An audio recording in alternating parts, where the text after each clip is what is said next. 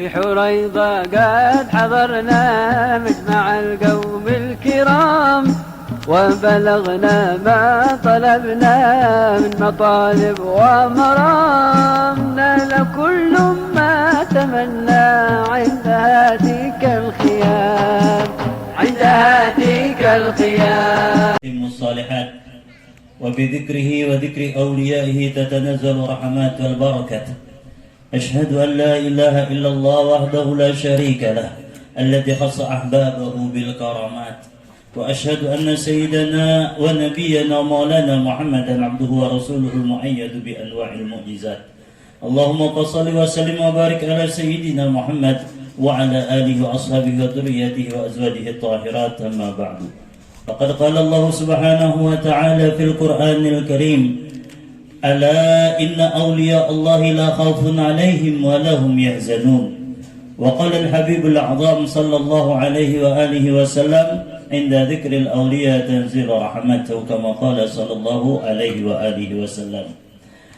Al-Allamah Al-Arif Billah Al-Habib Muhsin Al-Hindwan, beliau adalah putra dari Al-Habib Ali bin Salim bin Hasan bin Abdullah Al-Hindwan dan Syarifah Zainab binti Muhsin bin Abdullah bin Abdurrahman Al-Baiti.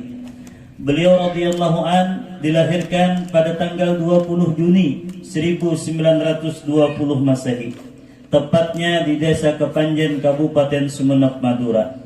Di usia 6 tahun setelah beliau dilahirkan, bertepatan pada tanggal 1 Agustus 1926 Masehi, beliau radhiyallahu an terdaftar sebagai siswa dari sebuah madrasah ibtidaiyah Makarimul Akhlaq.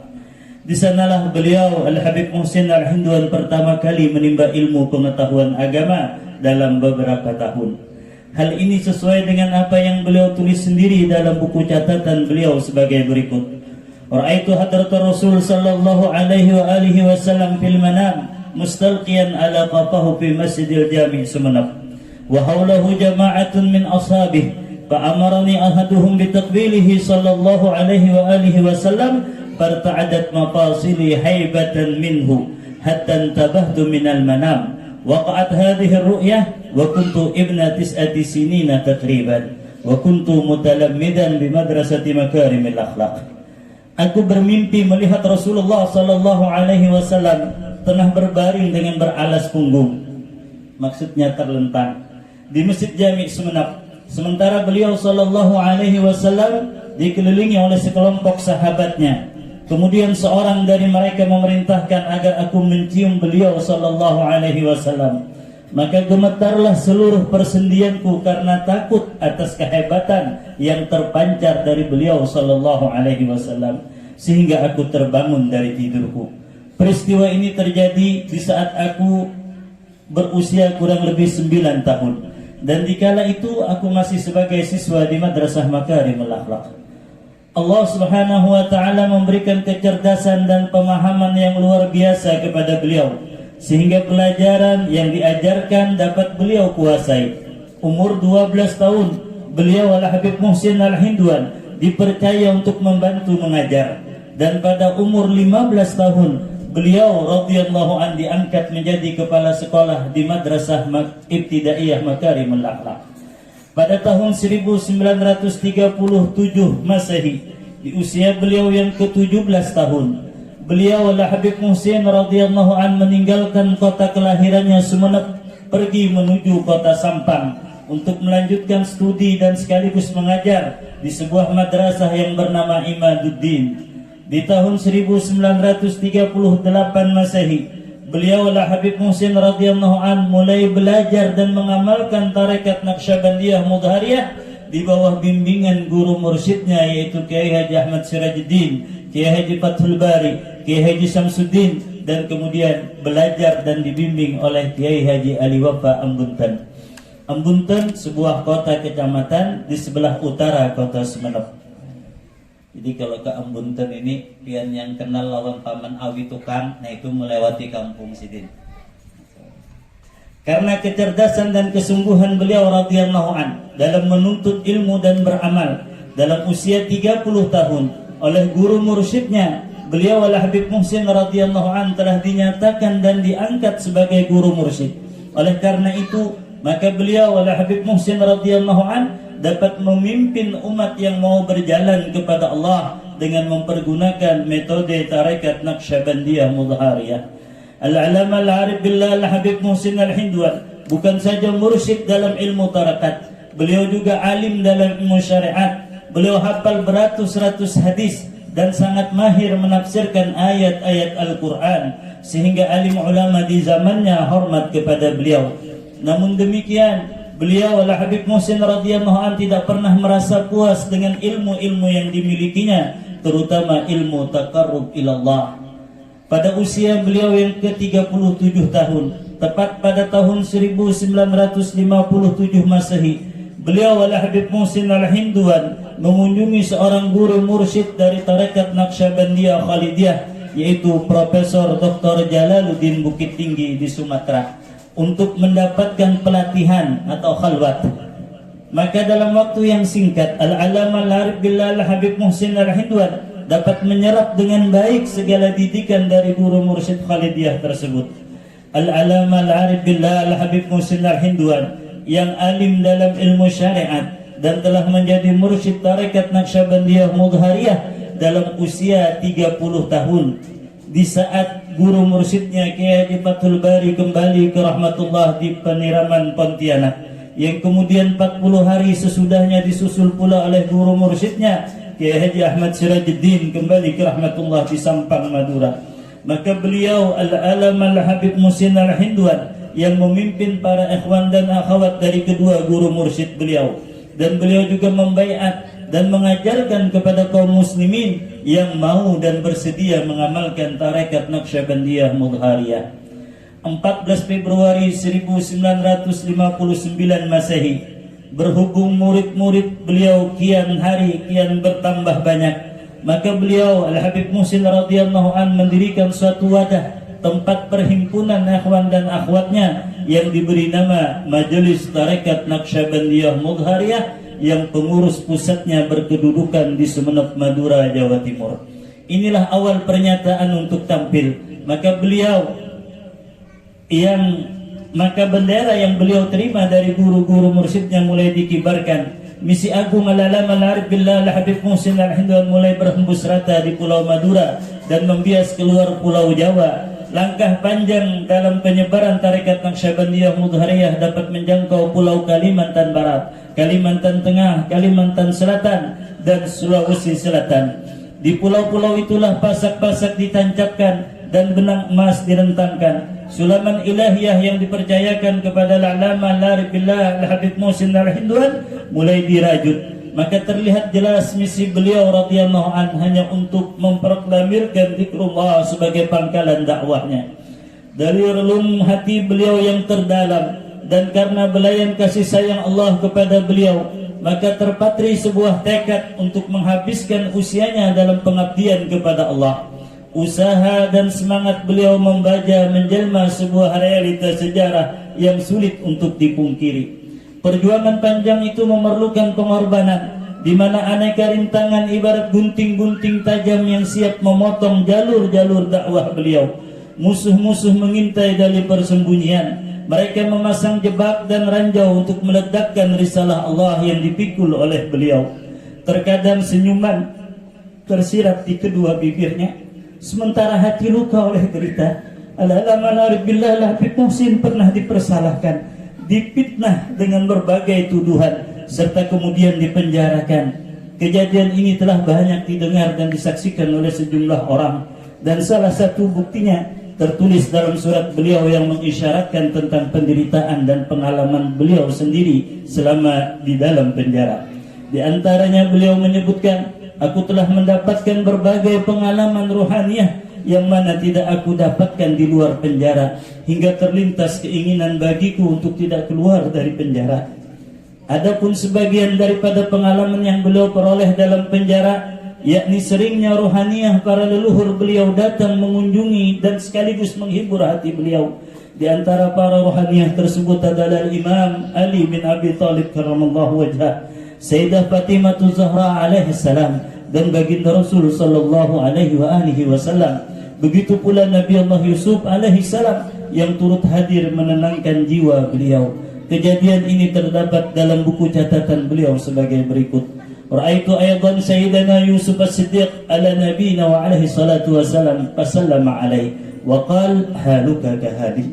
Aku juga bermimpi Nabi Yusuf alaihi salam. Beliau mengucapkan salam kepadaku sembari bersabda, keadaanmu serupa dengan keadaanku. Beliau al-alama al-arif billah al-habib Muhsin al-Hindwan telah melatih ribuan lidah dan mata hati murid-muridnya untuk berzikir kepada Allah. Karena kecintaan beliau kepada murid-muridnya, maka dikunjunginya setiap tempat di mana mereka tinggal.